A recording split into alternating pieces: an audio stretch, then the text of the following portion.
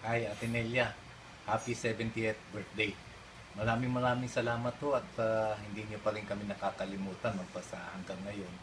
At kami rin naman po, alam niyo naman na ako'y nanungkulan bilang punong bayan ng Jose Panganiban at sa aking panunungkulan ay mayroong tayong nakuhang award sa bilang most outstanding municipality ang Jose Panganiban sa literasiya.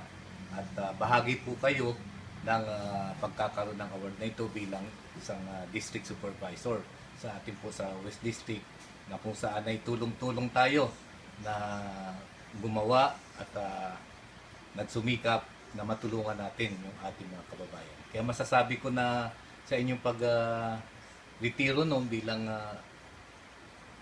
district supervisor ay bahagi kayo ng o haligi na rin kayo ng bayan ng Jose Panganiban. Isa kayo sa mga malaki ang naitulong sa ating bayan.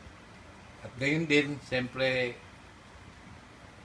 ang aking may bahay, si Yoli, ay bumabati sa inyo ng happy birthday at mahal na mahal po niya kayo, hindi niya kayo nakakalimutan.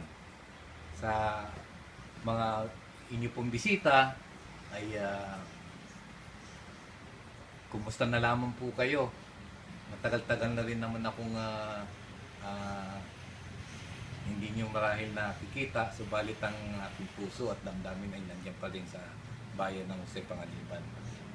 Ang pasalamat po tayo kay Cynthia Ibarola na kung saan sa kanyang mga at sa lahat ng anak ni Ate Nelia na nagsumikap upang maging matagumpay ang kaarawan ng kanilang pinakamamahal na mama. So sa iyo Ate Nelia, more birthdays to come at more power and success. Sana itong ika-70 na iyong kaarawan ay maging masaya kayo at maging matagumpay ang araw na ito para sa inyo.